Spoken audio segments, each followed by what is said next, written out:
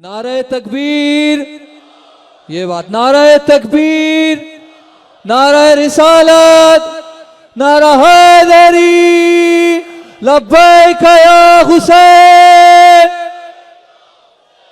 लब्बैक या हुसैन।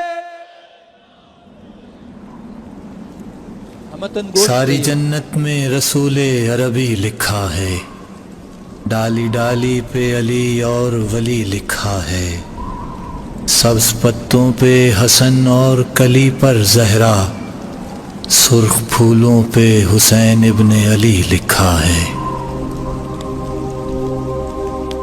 दोस्तों, एक दिन चश्मे तसव्वुर से मैं वादी जन्नत पहुंच गया।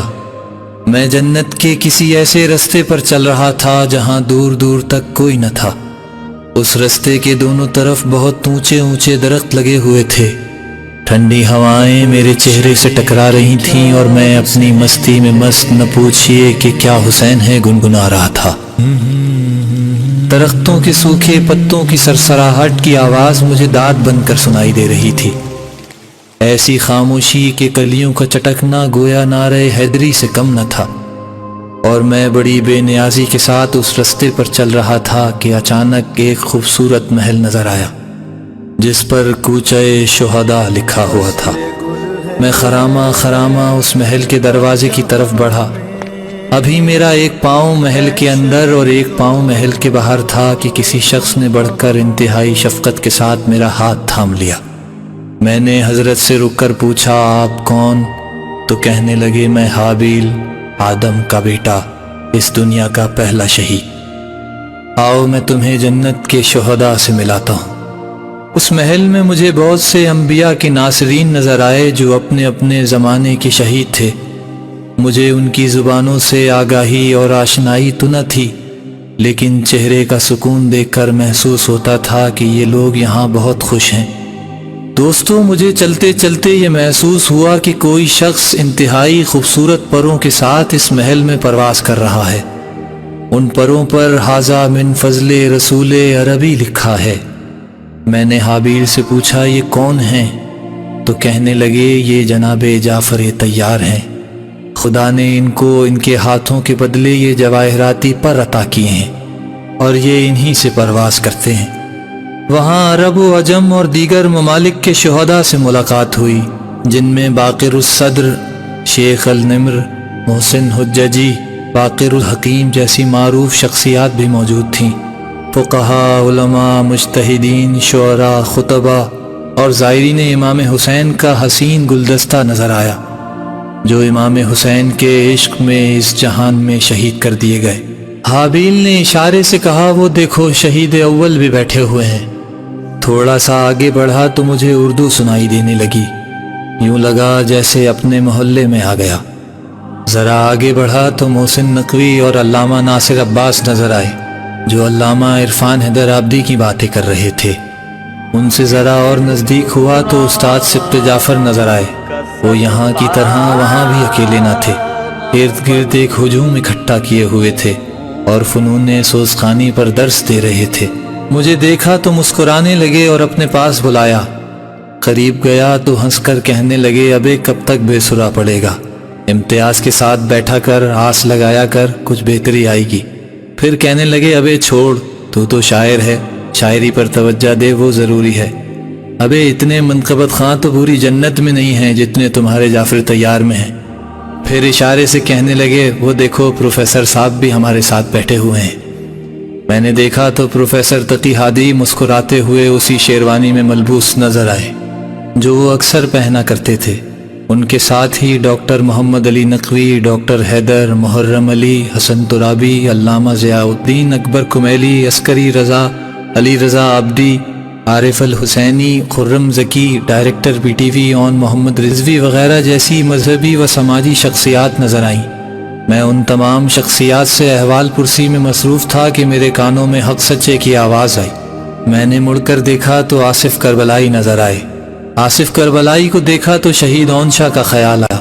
अभी सोच ही रहा था कि एक और आवाज़ आई, मीर साहब। मैंने देखा तो ओन शाह थे। कहने लगे, सैयद यहाँ आ जाएं اونشا کے پاس جانے لگا تو مجھے اپنے بائیں جانب دور دور تک ہزارہ برادری کے شہید دکھائی دیے۔ ایسا لگا جیسے علمدار روڈ سے گزر رہا ہوں۔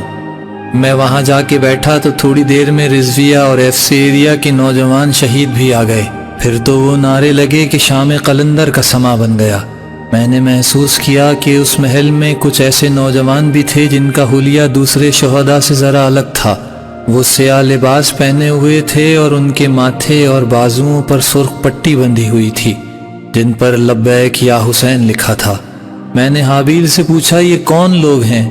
تو کہنے لگے یہ شہدائے مدفعین حرم ہیں۔ وہ لوگ کسی خاص ملک یا خاص زبان کے نہ تھے بلکہ ہر قوم اور ہر زبان کے لوگ تھے۔ دل خوش ہو گیا جب ان میں اپنے پاکستانی بھائیوں کو دیکھا۔ سر فخر سے بلند ہو گیا اور بے ساختہ زبان پر ایک مصرع آ گیا، جیتے رہو شبیر پہ مرنے والو۔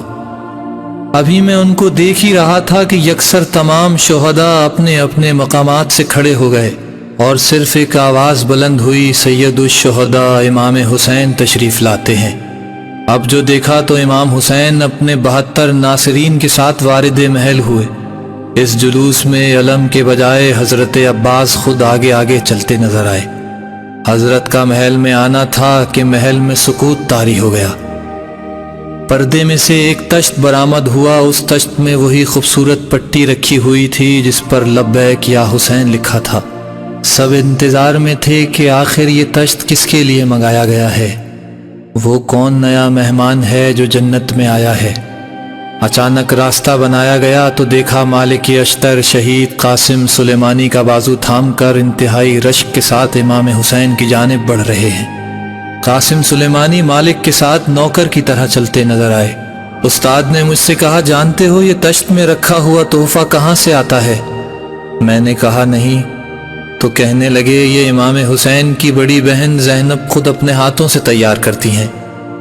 شہیدوں کا یہ مرتبہ دیکھ کر میری آنکھوں کے آنسو نہ رکتے تھے اور میں نے اسی عالم میں ایک شعر کہا اور اپنی اس فانی دنیا میں لوٹ آیا۔